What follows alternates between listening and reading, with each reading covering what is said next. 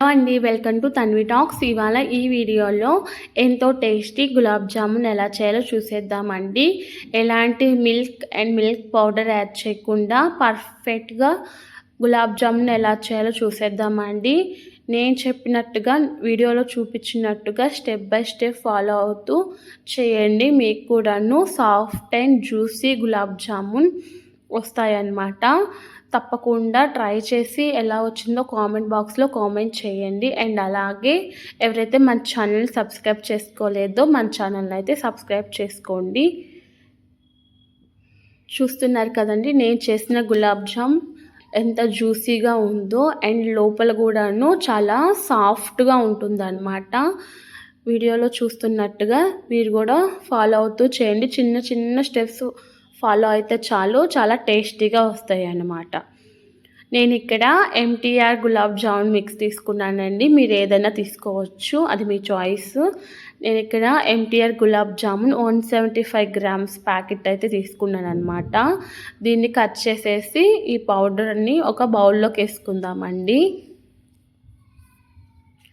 ఇలాగా అంతా కూడాను ఒక ప్లేట్లోకి తీసుకొని ఇప్పుడు ఉండలేం లేకుండా ఇలాగ వీడియోలో చూపిస్తున్నట్టుగా పిండి అంతా కూడాను కలుపుకుందామండి. ఏమైనా ఉండలు ఉన్నాయో లేవో అన్నట్టుగా ఇలాగా మొత్తం అంతా ఒకసారి మిక్స్ చేసుకుందాము. ఇలాగా అంతా కూడాను మిక్స్ చేసుకున్న తర్వాత ఇందులోనే కొంచెం టేస్ట్కి సరిపడా సాల్ట్ అయితే యాడ్ చేసుకుందామండి. అలాగే ఇందులోనే కొంచెం ఒక స్పూను ఆయిల్ యాడ్ చేసుకుందామండి. ఆయిల్ యాడ్ చేసుకొని మొత్తం అంతా కూడా ఒకసారి కలుపుకుందాము.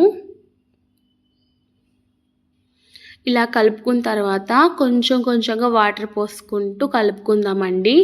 మనకి ఎక్కువ వాటర్ అనేవి పట్టవన్నమాట. చపాతీలాగా గట్టిగా కలుపుకుండా స్మూత్గా ఇలాగా మునివేళ్ళతో మాత్రమే కలుపుకోవాలన్నమాట. ఎక్కువ అదిమి పెట్టాల్సిన అవసరం లేదు. ఇలాగా కొంచెం ఊరికలాగా స్మాష్ చేసుకుంటూ కలుపుకుంటే సరిపోతుందండి. ఎక్కువ వాటర్ కూడా పట్టవన్నమాట. ఒక చిన్న గ్లాస్తో వాటర్ అయితే మనకి సరిపోతుందన్నమాట. అండ్ అలాగే గట్టిగా అది ముద్దలాగా చేయాల్సినంత అవసరం లేదనమాట. ఊరక మనకి పిండి అనేది ఇలాగ ఈ కన్సిస్టెన్సీ వస్తే సరిపోతుందన్నమాట. చూస్తున్నారు కదండి, మరీ మనము స్మాష్ చేసి కలపాల్సిన అవసరం లేదండి. ఇలాగ కలుపుకున్న దాన్ని ఒక 10 నిమిషాల పాటు పక్కన పెట్టుకుందామండి. ఈ లోపల నేను చక్కెర కోసం అనేసి ఇలాగా బౌల్ అయితే తీసుకున్నాను అనమాట. ఈ పాకం కోసం ఏంటంటే వెడల్పుగా ఉండే పాత్ర తీసుకుంటే మంచిదనమాట. పాత్ర అనేది వెడల్పుగా ఉంటే గులాబ్ జాములు కూడా ఇలా మంచిగా వేసుకోవచ్చు అనమాట. నేను ఇక్కడ 175 గ్రామ్స్ గులాబ్ జామున్ మిక్స్కి నేను 500 గ్రామ్స్ షుగర్ తీసుకున్నానండి.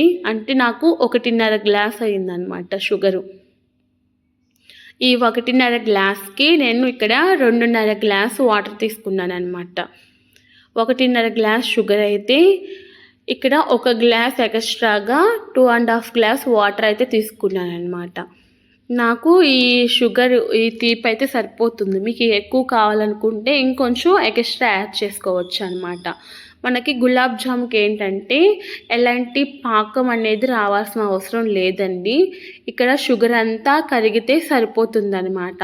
ఎలాంటి పాకం తీగ పాకాలు కానీ అలా ఏం అవసరం లేదు. షుగర్ అంతా కరిగితే చాలన్నమాట. చూస్తున్నారు కదండి, కొంచెంగా షుగర్ అయితే కరుగుతుందన్నమాట. ఇలాగా షుగర్ అంతా కంప్లీట్గా కరిగిపోవాలండి. ఇలా కొంచెం కరగకుండా ఉన్నా కానీ గట్టిపడిపోతుంది అనమాట మనకి షుగర్ అనేది. కాబట్టి కంప్లీట్గా కరిగిపోతే చాలు. పిండి కూడాను మనకి ఎక్కువసేపు నాననివ్వకండి. ఒక 10 నిమిషాలు అయితే సరిపోతుందన్నమాట. ఎక్కువ నానితే దాంట్లో ఉన్న తేమ ఆరిపోయి మనకి ఉండలు అనేవి రావన్నమాట. గులాబ్ జామున్ అనేవి క్రాక్స్ వస్తాయి అన్నమాట తేమ అనేది ఆరిపోతే. కాబట్టి మనము ఎక్కువసేపు నాననివ్వద్దు. చూస్తున్నారు కదండి, ఫస్ట్ ఉండలు చేసుకునే దాంట్లోనే ఉంటుందన్నమాట. ఒకటి పిండి కలుపుకునే విధానంలో ఉంటుంది. రెండోది మనం ఇక్కడ ఉండలు చేసుకోవాలన్నమాట. ఈ ఉండలు చేసుకునే విధానంలోని రెండో స్టెప్ అనమాట. వీడియోలో చూపిస్తున్నట్టుగా ఒక చిన్న ముద్ద తీసుకొని ఇలాగా చేతి మధ్యలో పెట్టుకొని స్మాష్ చేసుకుంటూ ఇలాగా అదిమి స్మాష్ చేసుకుంటూ మనం ఉండలాగా చేసుకోవాలన్నమాట. అప్పుడు ఎలాంటి క్రాక్స్ అనేవి రావన్నమాట గులాబ్ జామ్‌కి. ఇదన్నమాట ట్రిప్ అండి. ఫస్ట్ ఏమో మనము పిండి కలుపుకునే దాంట్లో, సెకండ్ ఇలాగా అనేది చుట్టుకునే విధానంలో ఉంటుందన్నమాట. ఇలాగ వీడియోలో చూస్తున్నట్టుగా ఇలా అదిమి పెట్టుకొని రౌండ్ షేప్‌లో వచ్చే విధంగా చేసుకోవాలన్నమాట.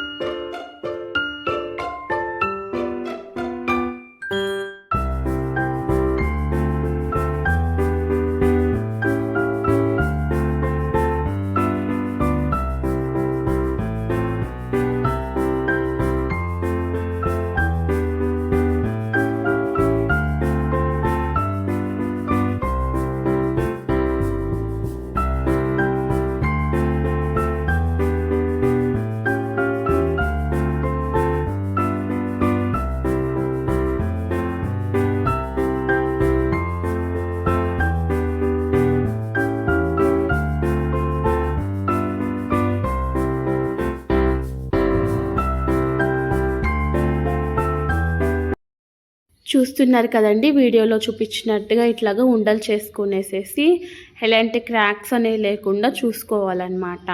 ఇట్లాగా నేనైతే ఉండలన్నీ కూడాను చేసి పెట్టుకున్నానండి. ఈ లోపల షుగర్ అనేది చక్కగా కరిగిపోయిందనమాట. చూస్తున్నారు కదండి, షుగర్ అంతా కూడాను చక్కగా కరిగిపోయిందనమాట. ఇప్పుడు నేను ఇందులో ఇలాచీ పౌడర్ అనేది యాడ్ చేసుకుంటున్నానండి. ఇలాచీ పౌడర్ యాడ్ చేసేసుకొని ఇంకా స్టవ్ అనేది ఆఫ్ చేస్తున్నాను అనమాట. ఇట్లాగా బాల్స్ చూస్తున్నారు కదండి, ఎలాంటి క్రాక్స్ లేకుండా ఇలాగా బాల్స్ అనేవి మొత్తం ఉండలుగా చేసి పెట్టుకున్నాను అనమాట. ఇక్కడ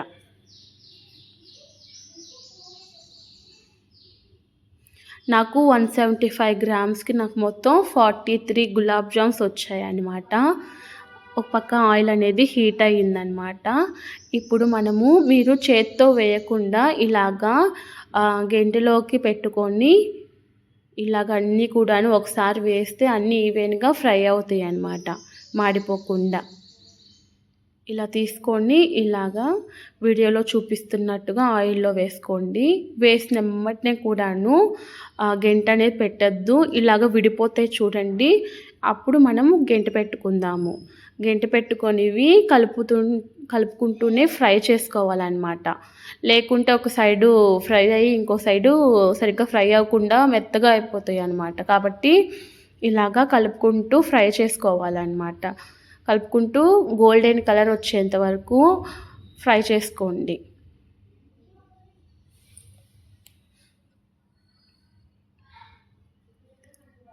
వీటిని కలుపుతూనే ఉండాలన్నమాట, లేకుంటే వెంటనే మనకి కలర్ చేంజ్ అయిపోతుందన్నమాట. కాబట్టి ఇలాగా సర్కిల్ షేప్లో ఇలాగా కలుపుకుంటూ మనము ఫ్రై చేసుకోవాలండి.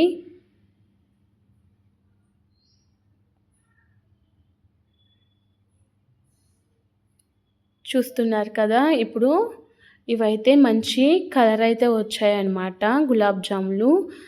సో ఇప్పుడు వీటిని తీసుకొని ఇప్పుడు వేడిగా ఉన్న చక్కెర పాకంలోకి వేసుకుందామండి. ఈ వేడి మీదే వేస్తే ఏంటంటే తొందరగా పాకం అబ్జర్వ్ చేసుకొని గులాబ్ జాములు అనేవి మంచిగా జ్యూసీగా వస్తాయన్నమాట. ఇలాగా వేడి మీదనే మనము గులాబ్ జాములు తీసేసుకొని మనం ఇప్పుడు పాకంలోకి అయితే యాడ్ చేసుకుందాము.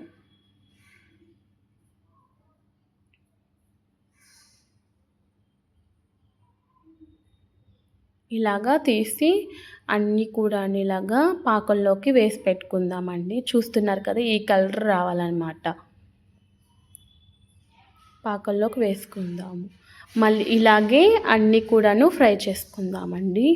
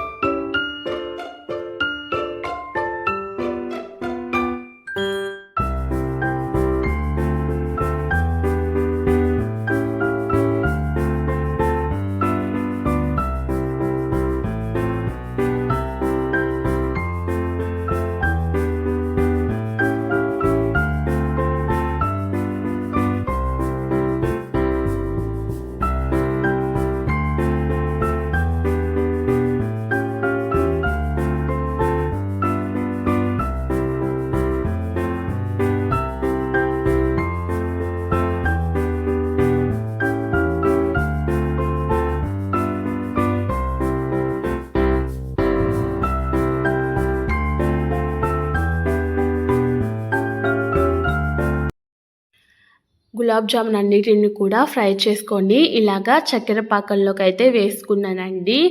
ఇప్పుడు మనము ఒక గెంట తీసుకొనేసి ఇలాగా పైనే అన్నీ కూడాను సిరప్లోకి మునిగే విధంగా ఇలాగా పైననే ఇలా గెంటుతోటి ఇలా కలుపుకోవాలన్నమాట.